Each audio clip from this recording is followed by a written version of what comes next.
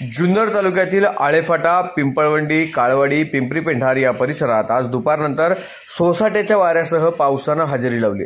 त्यामुळे शेतीसाठी गेलेल्या शेतकऱ्यांना काम करताना मोठा मनस्ताप सहन करावा लागलाय। त्यांची धावपळ उडाली। तर अनेक ठिकाणी अजूनही शेतकऱ्यांचा कांदा शेतातच पडून असलेलं पाहायला मिळतंय। त्या शेतकऱ्यांची देखील मोठी त्रेधा तिरपीट उडाली। तर अनेक ठिकाणी शेतांमध्ये अजून बाजऱ्या उभ्या आहेत। त्या बाजऱ्यांचं देखील मोठं नुकसान यामुळे होतंय।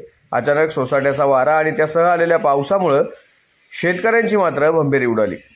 या पावसामुळे अनेक ठिकाणी गावांमध्ये यात्रा जत्रांचा माहोल आहे। त्यामुळे अनेक कार्यक्रमांमध्ये खंड पडल्याचं चित्र देखील पाहायला मिळते। एकीकडे बिबट्याचं संकट, तर दुसरीकडे अवकाळी आलेला हा पाऊस आणि सोसाट्याचा वारा यामुळे शेतकरी अक्षरशः सगळ्याच बाजूनं कोलमडत असलेला पाहायला मिळतोय। सरकारनं यावर शेतकऱ्यासाठी काही ठोस निर्णय घेण्याची गरज असल्याचं शेतकरी बोलतोय।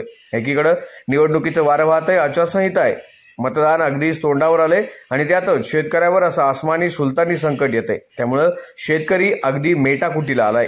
त्यामुळे शेतकरी आता मतदान कुणाला करायचं आणि सत्तेवर कुणाला बसवायचं हा प्रश्न शेतकऱ्यापुढे आहेच।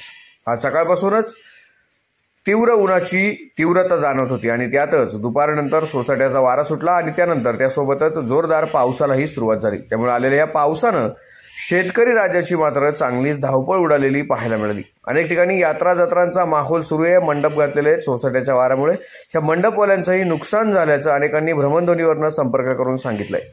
सोसाट्याच्या वाऱ्यामुळे झाडांची पडझड देखील होऊ शकते। त्यातच आलेला पाऊस यामुळे पिकांचंही मोठं नुकसान होत असलेलं पाहायला मिळतंय।